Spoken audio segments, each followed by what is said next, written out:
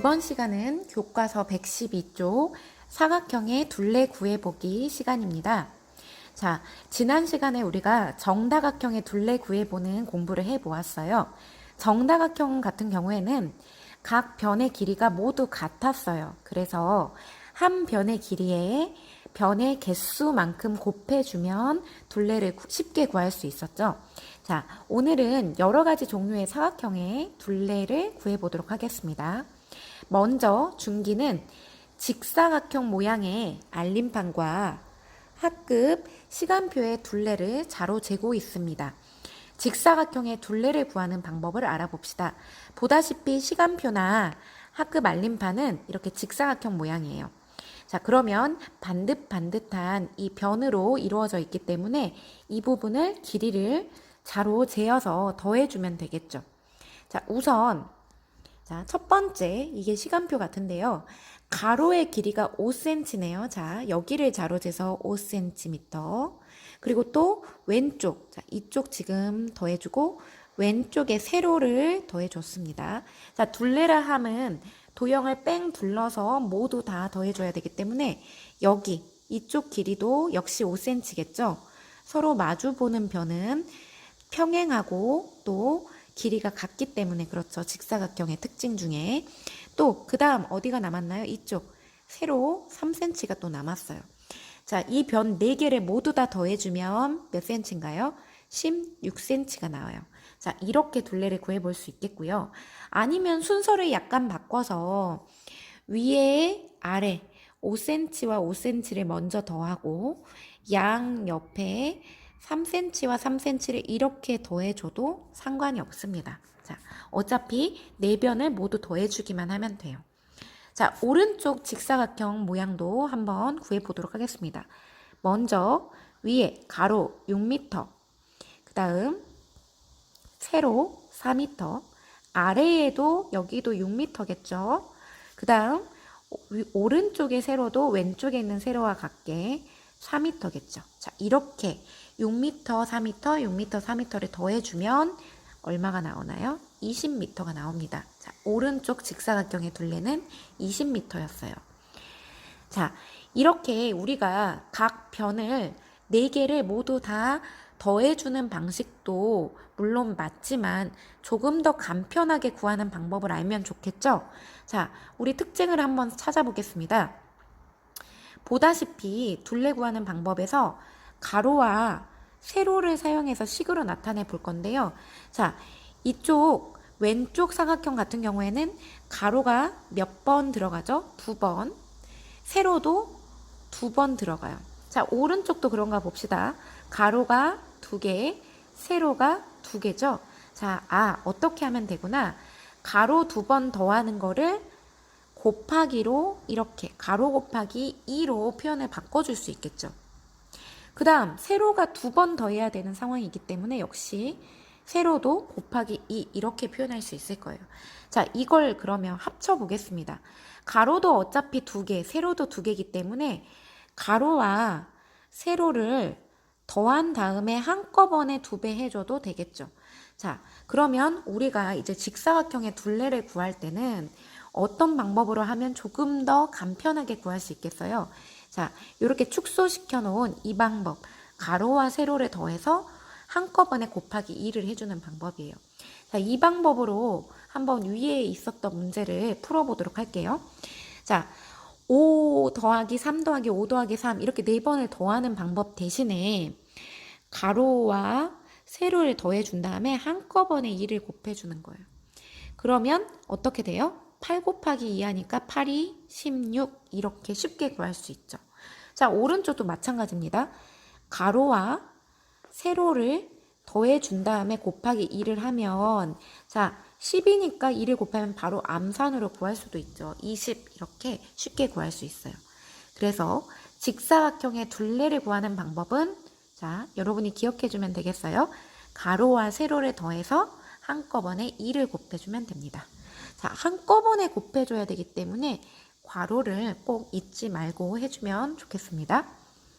자, 그러면 이번에는 사각형 중에서 평행사변형의 둘레를 구해보도록 할 거예요. 자, 마찬가지로 각 변의 길이를 모두 다 일단 더해 보겠습니다.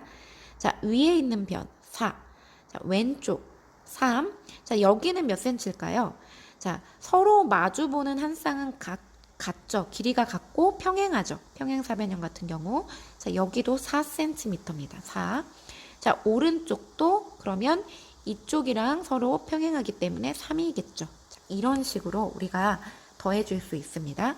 그러면 다 더하면 14cm예요. 자, 오른쪽도 위에, 옆에, 그 다음에 아래도 위에와 서로 평행하기 때문에 2였겠고요. 자, 왼쪽도 5였겠죠. 자, 그러면 더해주면 14cm가 나옵니다. 자, 평행사변형도 마찬가지로 다 더하기로 하면 조금 더 계산을 여러 번 해줘야 되기 때문에 이제 둘레 구하는 방법을 곱셈을 이용해서 한번 표현해 볼게요. 자, 평행사변형 같은 경우에는 가로, 세로라고 표현하지 않죠. 그렇기 때문에 한 변의 길이, 그 다음에 다른 한 변의 길이를 이용해서 표현을 해보도록 하겠습니다. 자, 평행사변형 같은 경우에는 한 변의 길이가 두 개씩 있어요. 자, 다시 위에 거부터 보자면 보다시피 같은 길이가 두 개씩 있죠. 그 다음에 여기도 이렇게 두 개. 자, 마찬가지 오른쪽도 2cm가 두 개, 5cm가 두 개예요. 5m가 2m와 5m. 자, 이런 것처럼 두 개씩 있기 때문에 한 변의 길이 곱하기 2, 그 다음에 다른 한 변의 길이 곱하기 2 해서 이렇게 더해줄 수 있습니다. 이걸 조금 더 줄여보자면 아까 직사각형처럼 두 변을 더한 다음에 한꺼번에 곱하기 2 해줘도 되겠죠. 그러면 어떻게 표현하면 좋을까요? 한 변의 길이와 다른 한 변의 길이를 더한 다음에 한꺼번에 곱하기 2를 해주면 아까 직사각형처럼 평행사변형의 둘레도 이렇게 쉽게 구할 수 있습니다. 자, 그러면 이 방법대로 한번 해보겠습니다. 자, 한 변의 길이를 4라고 했을 때 다른 한 변의 길이는 3cm죠. 그러면 한꺼번에 두 배를 해주면 각각 두 개씩 있으니까요. 7이 14. 자, 이렇게 쉽게 구할 수 있어요. 자, 오른쪽도 한 변이 2m면 다른 한 변은 5m이기 때문에 2와 5를 더해주고 한꺼번에 두 배를 해주는 거예요. 두 개 있다는 의미예요. 그러면 7이 14. 이렇게 나오죠. 자, 우리 직사각형의 둘레와 평행사변형의 둘레 구하는 방법이 어때요? 표현하는 그 변의 이름만 다를 뿐이지 두 변을 더해서 한꺼번에 곱하기 2 해주는 거는 똑같죠. 왜 그럴까요? 서로 마주보는 한 쌍의 변의 길이가 각각 같기 때문에 그래요. 두 개씩 같기 때문에.